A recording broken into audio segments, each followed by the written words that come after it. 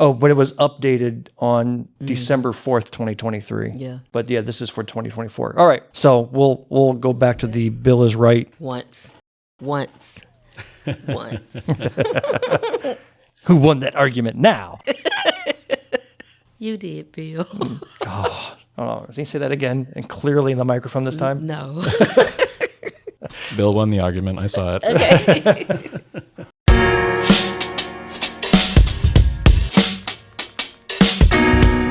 Welcome to episode 29 of Black, White, and Blue in the South, a podcast discussing Democratic politics with a Southern flair. I'm Bill Kimler. I'm Jamil Brooks. And we're coming to you from Greenwood, South Carolina, a little red county in a very red state. If you like what you hear, please leave a rating and a review. Tell your friends about us, follow us on social media, or better yet, send Senator Tim Scott a beginner's book on the female reproductive process. My God. You see, he sent out a fundraising email which said the following. If we don't take back the Senate, Dems will pack the courts, give D.C. statehood, grant abortions up to 52 weeks, and Republicans will never win again.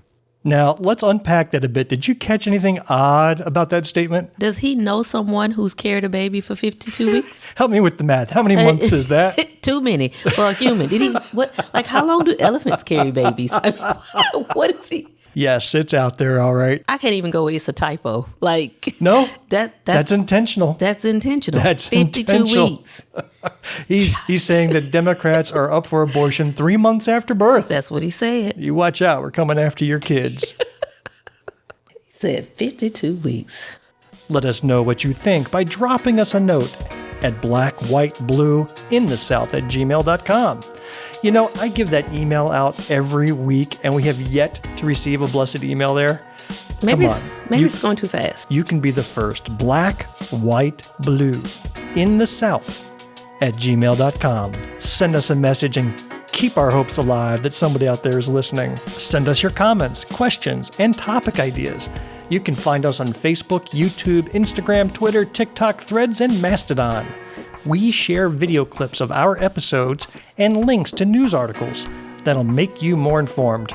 Now, that's a lot to process, but fortunately, we have a Linktree page that easily connects you to everything, so look at those show notes where we'll have that and links to all material mentioned in today's episode. Yeah. This is part 2 of our episode with Sevi Alvarez, candidate for South Carolina Senate in District 11. In our last episode, we interviewed him about his candidacy and his activism.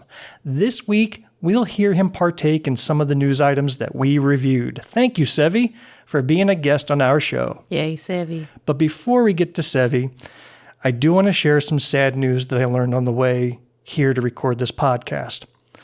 I am heartbroken to share that Simeon Spearman, an extraordinary artist, a loving husband and father, and a generous donor of his talents to the Greenwood County Democratic Party, passed away on March 14th. All of our love goes to his wife, Tawanda, and their family. On a personal note, Simeon was a great booster of mine. He'd always call me Mr. President, and one of his works of art hangs prominently on the wall of my home office. It's a pencil sketch of Al Pacino from Scarface. He's one of my favorite actors, and I absolutely adore it. Rest in power, Simeon. You will live on in our hearts and minds and in your art.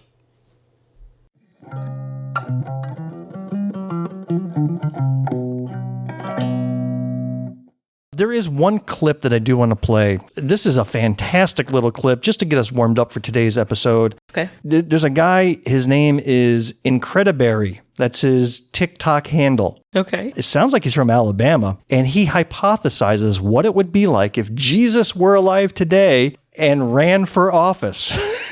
All right? You want to hear what Yes. Incrediberry has to say? Yes. All right, this is good.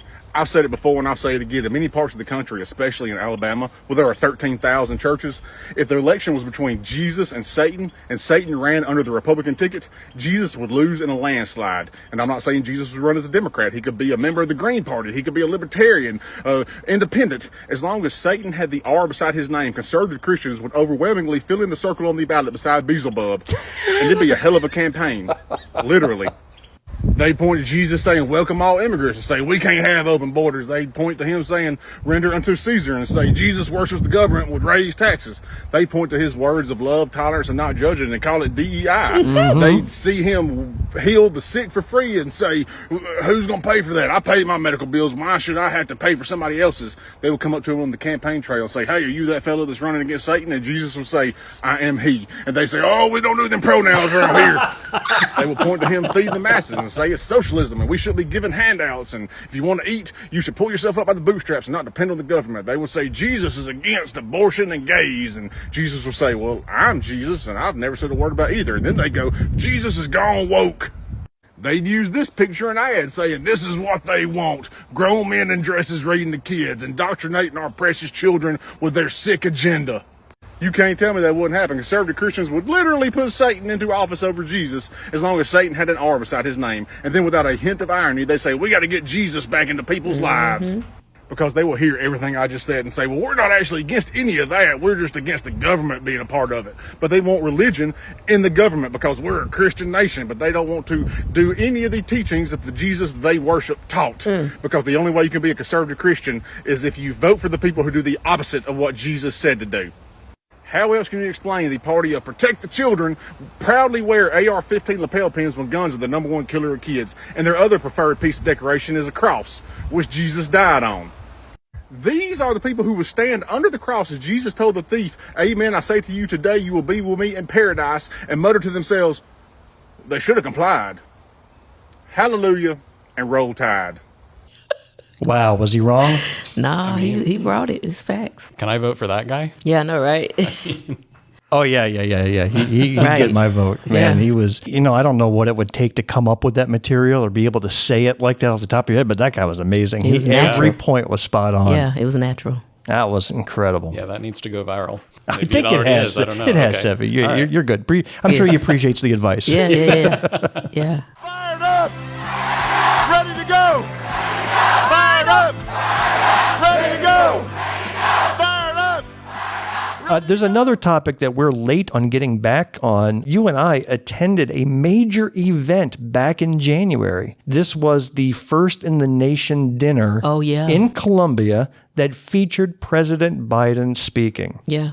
In fact, Sevi, you texted me about coming on our podcast while I was at that dinner. Yeah. Oh, really? That's where I was at the time. So I want to tell this quick story before we get into the event itself. This is truly embarrassing, which means it's going to be great podcast material. Oh, I remember that. Okay, go. So on the way to the event, I was listening to a podcast called Bourbon in the Back Room. It is a political podcast in South Carolina featuring former state senators Vincent Shaheen and Joel Lurie. Yeah. I don't know if you know those names, but they're big names. They were great. In fact, Vincent Shaheen ran for governor, I think maybe twice. Unsuccessfully.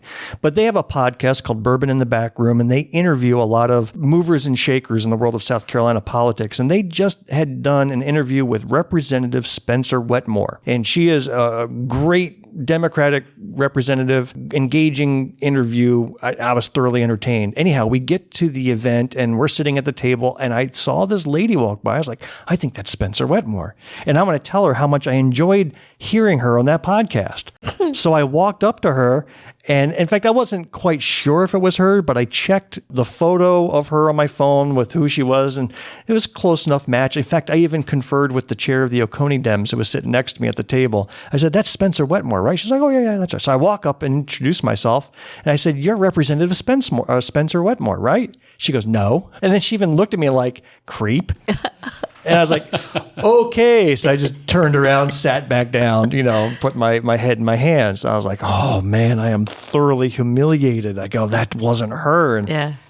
this lady continues walking around and she's meeting and greeting. You can tell she is known, right? She is somebody in the room because she was talking with everybody. And then it hit me. It wasn't Representative Spencer Wetmore. It was Representative Beth Bernstein. And I looked, and yep, there was the straight blonde hair, the sharp facial features.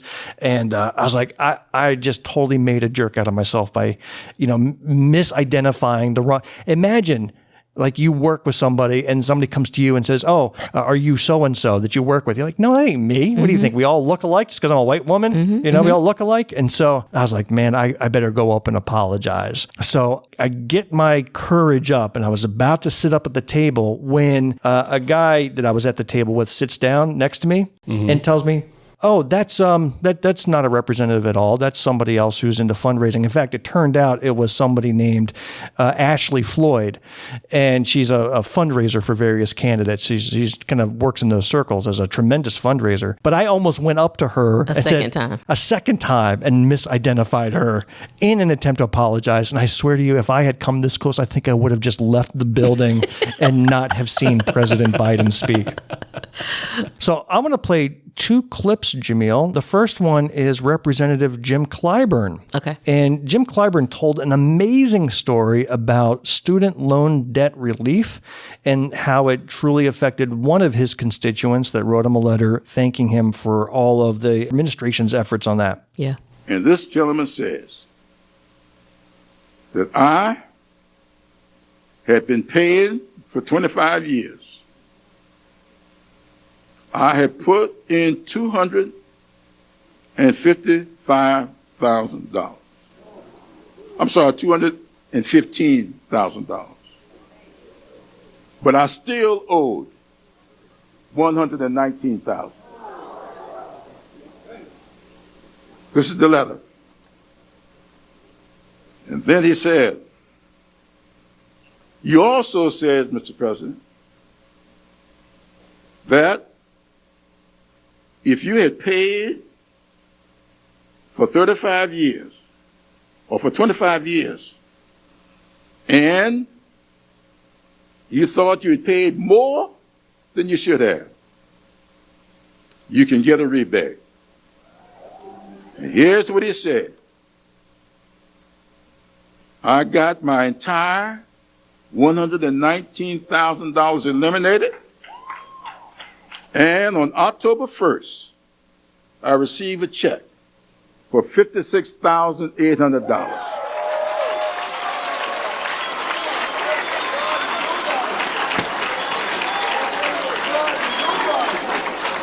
And when you hear these Russian bots, you hear these people using social media who's saying that Joe Biden has not kept his promise to students, tell them about this letter. He's kept his promise. How about that, huh? I love that. Wasn't that a moment? I love that. It also brought me back to something you said very early on in our podcast. You had a whole statement about there's power in the pause, and Representative Clyburn will put pauses after every word. Do you notice that? Oh, yeah. You notice that? Such power in the way he speaks. Yep. And he's allowing your brain to slow down to catch it and Yes. be ready for that next part. Yes, that was amazing. So I thought that was a great Effective speaker. speech and a great letter. There's one more clip that I want to play, but before we get to this clip, did you have any impressions or memories from that dinner that you want to share? I just cannot get over listening to President Biden. Yes. So here's what people have to know. And I'm glad that I was able to be fortunate enough to be there to see it for myself. You hear and you read so much about his age and his inability to maintain. You have non-clinicians evaluating his cognitive ability. Let me tell you what he was able to do. And this goes to show you that cognitively, he's better than some of the people who are saying he should step down.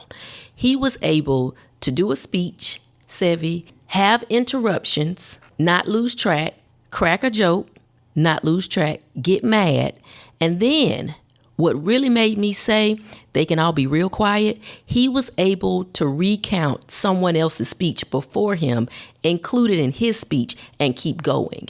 And never once did I see him look down and read anything off of a piece of paper.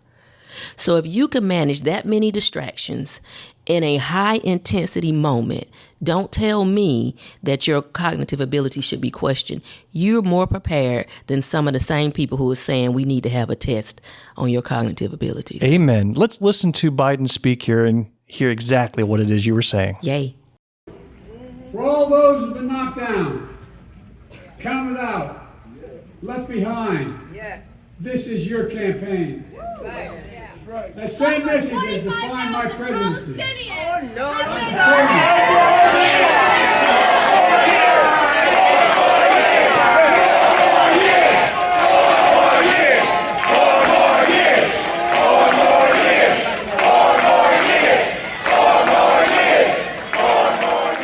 So I chose that clip for two reasons. Okay. First, you got a sense of the power of Biden's speech, right? Yeah. So that opening part, you were like, I'm digging, I'm following what you're Yeah. saying, I'm there. But then you also heard one out of three different protesters that jumped out of their seats. Yeah. About all three were young people. Two were protesting about the war in Palestine, and then one was about environment. Yeah. I wanted to get a sense of what that was like, because you can hear even in the headphones, like, where did that voice come from? It felt like it was right behind you. Right. And that lady was behind us, and she just jumped up and started shouting before Yeah. she got dragged out of there. But he maintained. He did.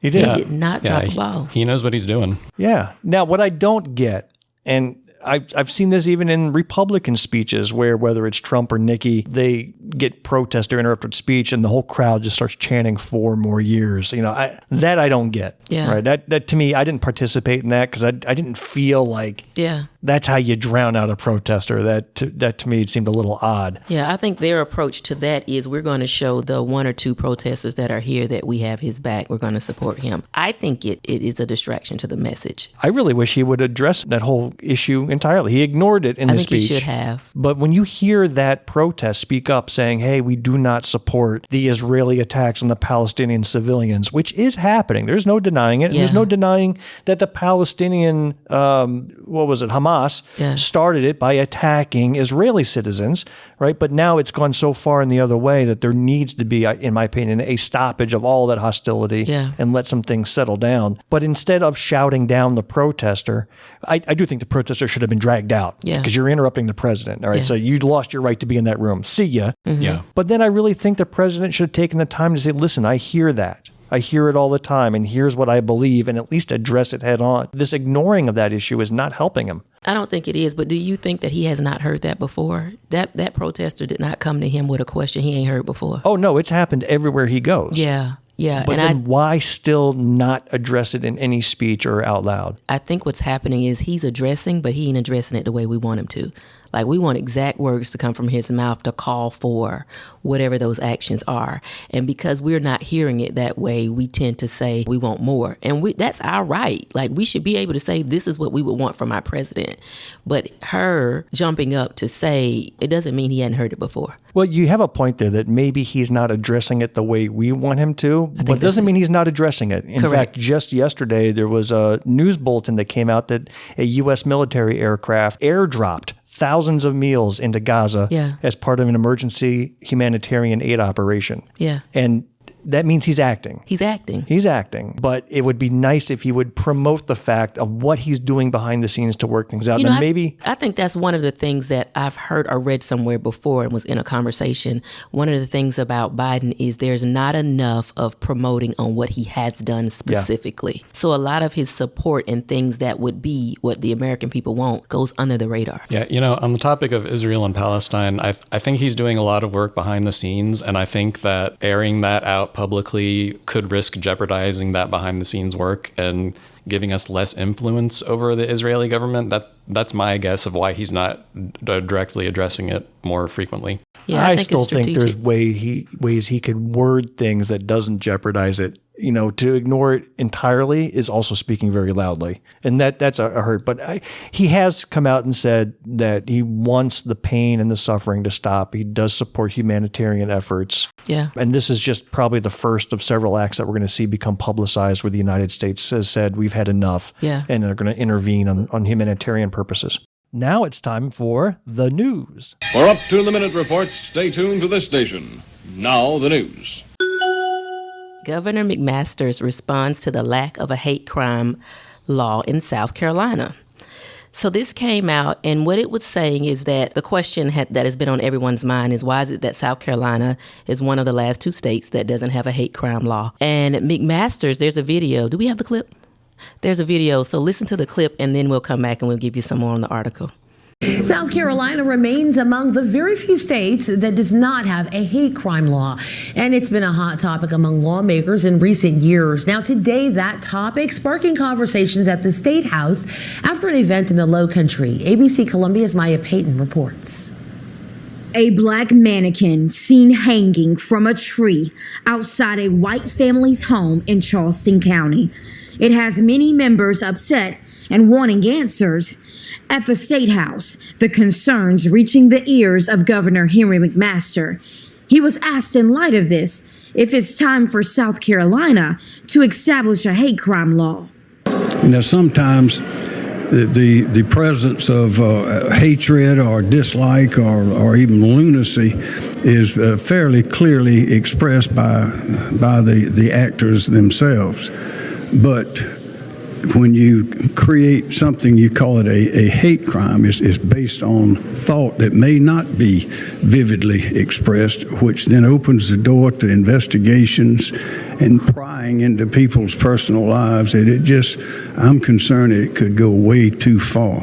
The governor says he understands the concerns, but believes a hate crime law would be, quote, stepping into dangerous territory.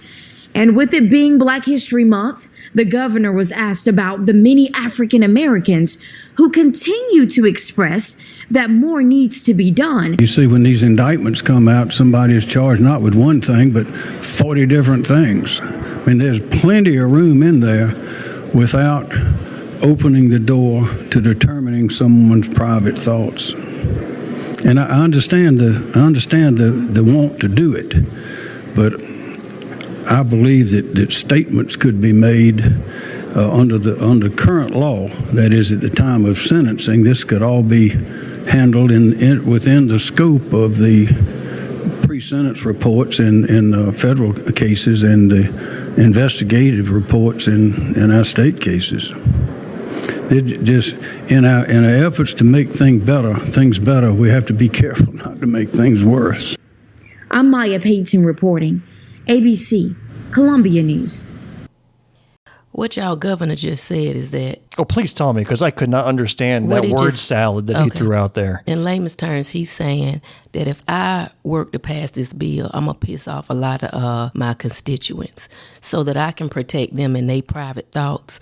I'm going to act like it's really not a problem, and I'm going to try to look away from this major issue and give y'all a whole bunch of crap. And hope y'all gonna take it. Because what I don't want to, and it was a silent threat, which I felt was disrespectful. He gonna have the nerve to stand on them people TV and say that I don't want to make things a whole lot worse. Sir, you just admitted that South Carolina is worse as it is in regards to a hate crime. So if you're going to speak, we're going to unpack what you said. You just admitted it's an issue. And so you don't piss off your constituents. What you would prefer for us to do is to cover their actions in other forms of laws. So South Carolina want to hide behind the major racism and the hate and allow the federal government to try to overlap and take care of some of these issues. A big problem for me. South Carolina and Wyoming are the only two states who have not passed a hate crime bill. This bill, or a version of this bill, was presented in 2021. It died because no one touched it. Revision after revision. Those who are opposing this bill are opposing it on the behalf of an attack on the freedom of speech. But if you are opposing this on the behalf of the freedom of speech, if the people who need freedom to speak are dead, who would the freedom of speech be for? It is one particular targeted audience, they think. But this hate crime bill could protect not just black folks. You got members of the LGBTQ that are being attacked. You have a variety of individuals that this hate crime bill could protect. Now, my issue with the senators, and I'm getting ready to speak particularly to Shane Massey. I think he covers Saluda, Edgefield County, and parts in McCormick County. When asked about passing this hate crime bill, he said, don't hold your breath. I'm not sure if Shane has checked his diversity in his constituents, but to say don't hold your breath lets us know that this is not a priority. My other issue is these members of the Senate sat alongside the former Cindy Clementi Pinckney. They served with this gentleman. They know this individual. They've crossed paths with him. He was murdered. So what Jamil's referring to is Senator Clementa C. Pinckney, for whom this bill is named. And the same senators who sat alongside them are not pushing this forward. Sevi, as somebody who's looking to sit in the Senate, what's your take on the hate crimes enhancement bill? I think it's unconscionable that we don't have hate crimes legislation, and I'm confused why the governor is so concerned about protecting the privacy of murderers. That doesn't make sense to me. And I mean, freedom of speech doesn't make sense to me either, because unless you're trying to say murder is a form of speech that needs to be protected, I don't agree with that. Can I take a second to talk about what this bill actually does? And then I also want to tie it to the news article we had, because there's actually a disconnect that I want to bring up. The bill is an enhancement bill. So it's basically saying that when you have a violent crime committed and you've already been convicted of that violent crime, now the enhancement part of that means that if the perpetrator has been determined to have committed that with the intent of terrorizing that individual, harming that individual because of religious belief, color, sex, etc., then you get an enhancement to that penalty, which could be no more than $10,000 fine and an additional term of imprisonment of up to 5 years. So basically, you've already been convicted of that crime, and it has to be a violent crime. This isn't a crime of doing damage to property or scaring somebody or something else. It has to be a violent crime, and if it's determined it was done as an act of hate for those reasons, then you can have your penalty enhanced by this section. That's all it is. In my opinion, it's actually small. Like, this is a small law that they're fighting over, and all of the objections that I've heard about it don't even apply. Like, even this news article talked about the hanging of a black person in effigy outside of a black couple's home, right? That itself would not qualify under this hate crime law because a violent act was not committed. But should whoever is found guilty of having done that then go and commit a violent act, beat the people up, or kill them, God forbid, or whatever, then the enhanced penalties could be put on top of that. I think that what the purpose of mentioning that particular situation that took place in the Low Country is to let you know that the hate is there. Yes. So don't look away from that part. I want to say here that it took the federal government to protect Senator Clementi Pinckney. The state government could do nothing.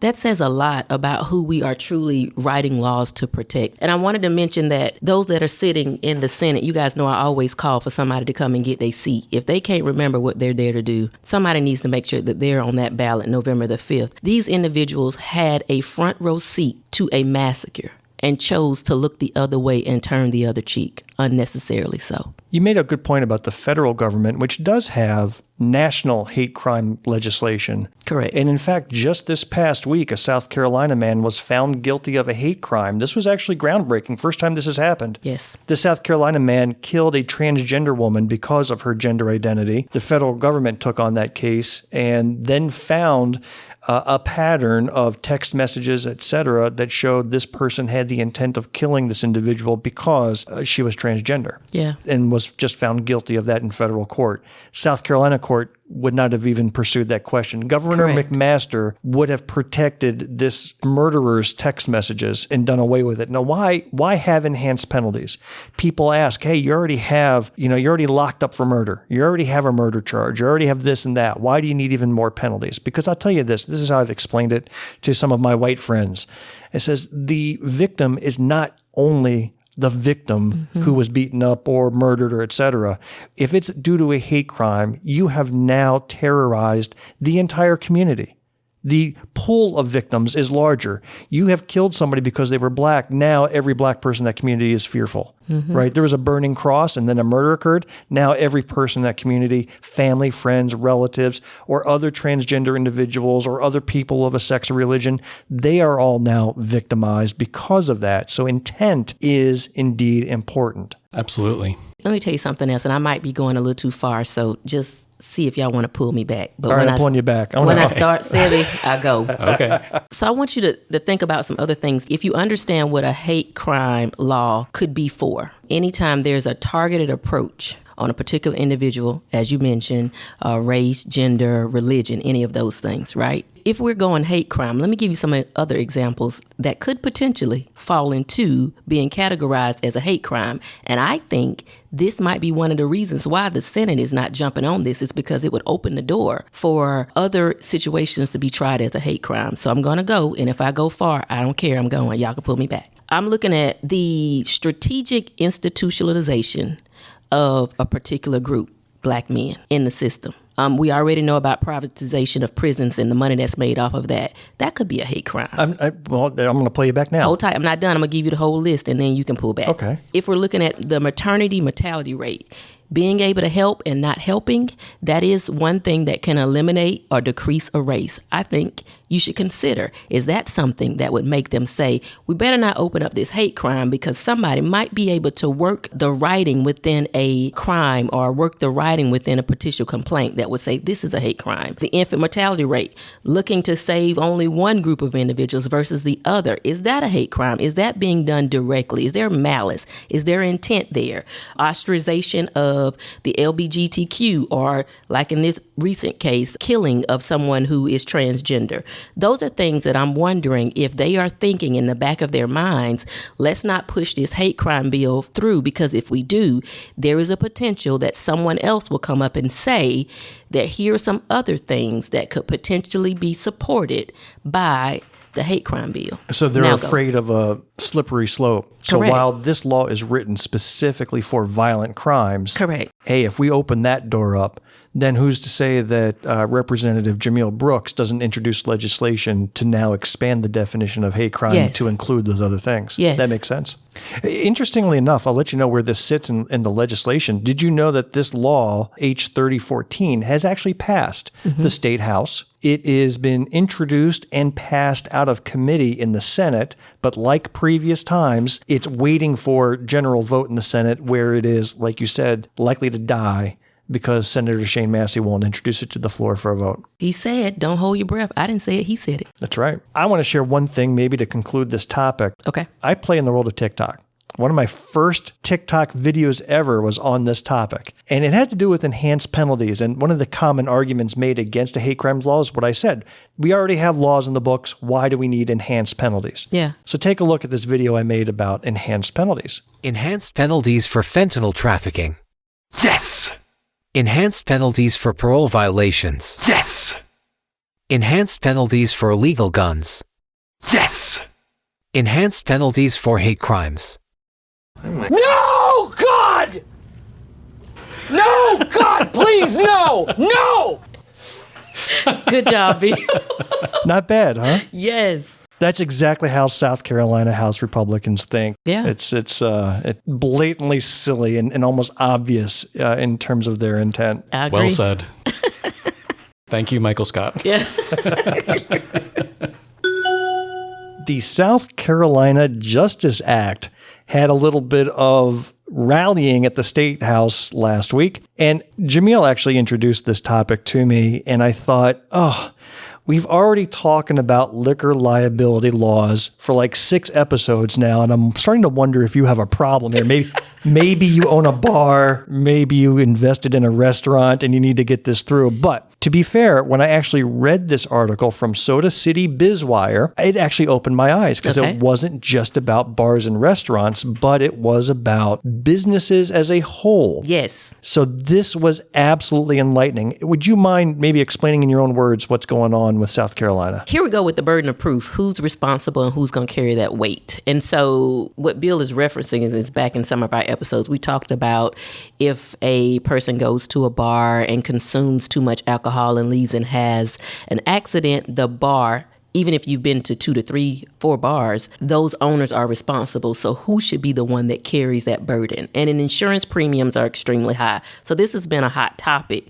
But this particular article looks at the burden that different businesses have to bear in terms of liability. Not just bars, not just restaurants. No. We're talking lumbers. We're talking supply chain, transportation companies. It's all businesses. So apparently, one of the core tenets of South Carolina law is that if multiple parties have some sort of liability in causing an accident or some sort of injury, right? Mm-hmm. The injured party can go after any of them for the full amount of injury. Yeah. Wow. Right. So the extreme example that the restaurant industry gives is, hey, somebody had a cocktail that you normally drink, a mimosa. So let's say you had a mimosa in the morning, and then you went to another bar later that evening and took 10 shots of whiskey. Yeah. And you drove and were drunk and you killed somebody.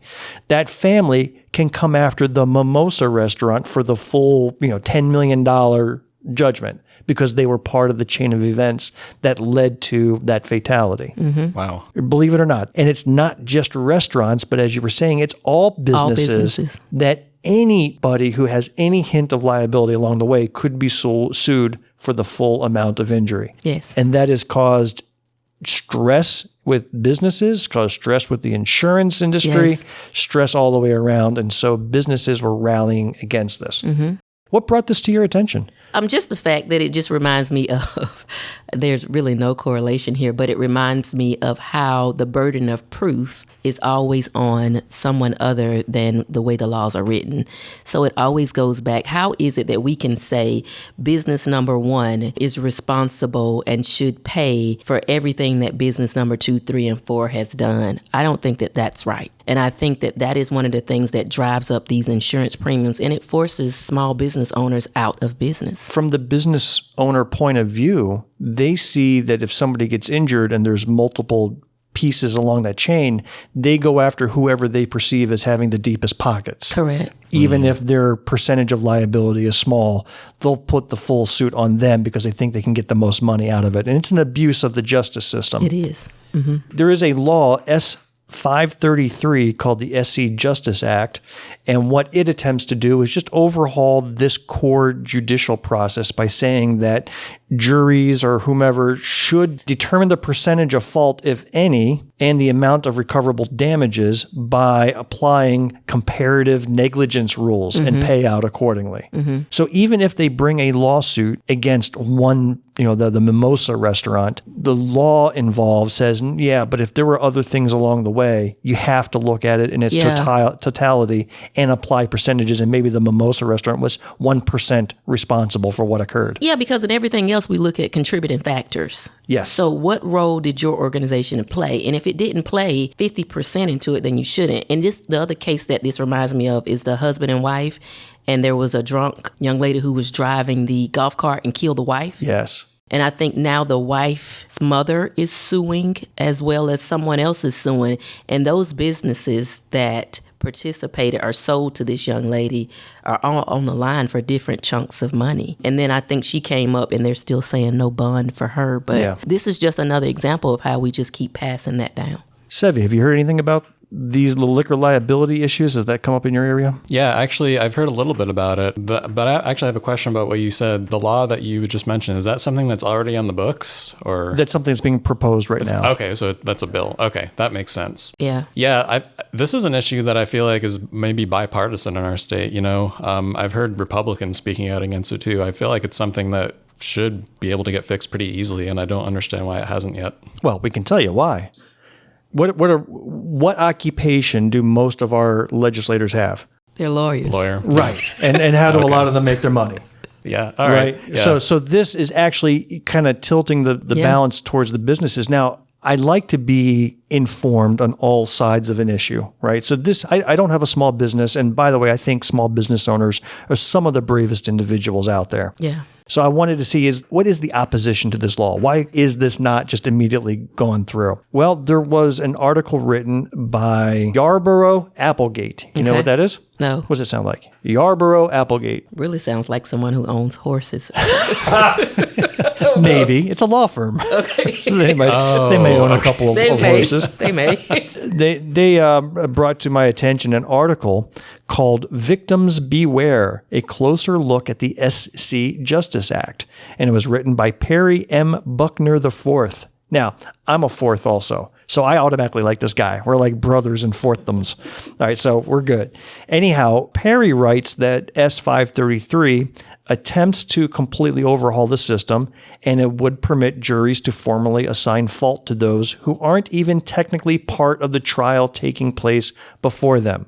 So his first objection is that, I tried to sue Mimosa Restaurant, and now the jury is being told they have to look at all the other restaurants they visit, but they weren't suing any of the other restaurants. Maybe they don't have insurance. Maybe they don't have money. Who knows why they're not being sued? But now they are going to be forced to look at the whole day's events and assign it, and they feel like that works against the victim. All right, so that's the opinion they have. They said it's going to turn South Carolina civil trials into a 3-ring circus because now you are forced to, you are compelled to bring in all these businesses that weren't even part of the lawsuit that was filed. Maybe that's a bad thing. Maybe it's a good thing. Who knows? Okay. The second issue had to do with there is a common practice in the legal system that allows you to collect all the monetary damages from one individual. That is actually a common practice. And his argument is, hey, this is a common practice. Why are we breaking from common practice? This is how it is all over the place. To me, that's a very weak argument.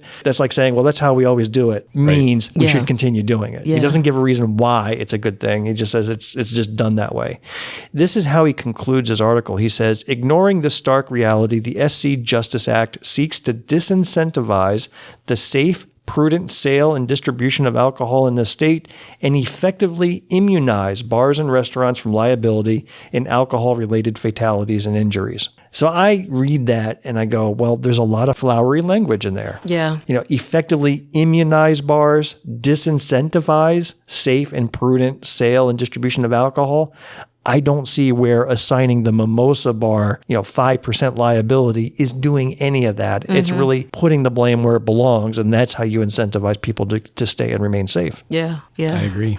I agree with that. I'm curious with how other states handle this. Like, is this a problem only in South Carolina, or is it nationwide, this liability issue? That's a good question. I don't know how it is in other states. Yeah, I don't either. I was just reading this thing. It says the South Carolina Justice Act bill would correct wording in the current law that presently allows for the parties to be held totally liable for damages when they have only a small percentage. I think that totally allows and small percentage are key words that will be So there. the opposing point is, hey, now victims are going to get less out of their injuries and they're not going to get the full. But shouldn't there be a cap? I don't even want to talk caps because I don't know. I've never been in an injury where I've lost my legs from a drunk driver. I don't know what money I would put on that, right? Yeah. But I think the problem is that, victims should be entitled to compensation. From the right people. From the right people. That's exactly it. That's it, from the right people. That's exactly it. And we're sorry if that later bar that had no insurance and had no money, that served the 10 whiskey shots that the driver took, had nothing. Yeah. That's not the fault of the mimosa bar earlier in the day. Well, South Carolina doesn't have a problem with alcohol anyway. Didn't we just approve for alcohol to be sold on Sundays? Yes. Okay, we good with it. South Carolina say they fine with it. I have one surprise news item that we're going to wrap up with. Sevi, we like to try to end things on a positive note. Great. So I'm going to show this very short clip of a preacher, and we're going to go out on a good note. You ready? Yay. Let's do it. So in the last few days, you might have seen this clip floating around of this pastor down in Union County. Take a look. You'll find more women go in those places with shorts than you will women with pants and dresses put together. And I used to say this. I haven't said this in a long time. You ready? I said, if you dress like that and you get raped and I'm on the jury, he's going to go free. You don't like, do you? I'm right, though. I can't help you don't like it. I'm right. Because, a man's a man. Wow! Now this dude talking about the circumstances under which he thinks it's acceptable for women to be raped is a pastor at Bible Baptist Tabernacle Church down in Monroe. That is not a small church, by the way. Now that's horrifying enough, but there's more. That dude operates a school for children, and that school got almost $1 million of your taxpayer money last year. The Tabernacle Christian School is a private Christian academy attached to this church, and state data shows that they got $920,000 in private school vouchers funded by your tax dollars last year. And believe it or not, this school is one of the higher quality ones that those vouchers are going to fund. The whole private school voucher system itself is riven with fraud and graft, not because of any oversight, but because that's how the program itself was designed. It's been designed to fund men and churches like that. Vouchers are a great way to take your tax money and give it to churches where women can't wear shorts. And that was from a TikTok accountant named Carolina Forward. And I think we can end on that positive note, right? I knew when you said positive note, you were up to something. Yeah, you tricked me. I feel deceived. Yeah. I also felt, that his video went in a direction I didn't expect it. I mean, first of all, just saying that it's okay to rape women because they were wearing shorts. That is so abhorrent. You don't even need to go into that. Yeah, talk about saying the quiet part out But when loud. he spent more than half that video tying it to school vouchers and funding these academies. You have no control or say over what indoctrination they put upon the children. That's what burns me, and it really should be an eye-opener as South Carolina is heading in that same direction. And that's a wrap on this episode of Black, White, and Blue in the South. We hope you enjoyed what you heard. You can hear Jamel enjoyed it. Godly. Please take a quick minute and leave us a rating using your favorite podcast app and a review of what you heard today. If you do, it'll keep creepy pastors like that guy away from women who wear shorts. If you are a blue dot in a red sea, keep the faith, keep up the hard work. Change only happens over many years of work and dedication. So let's get to work and be dedicated to ensuring democracy stays alive and well in our country. Oh, Lord.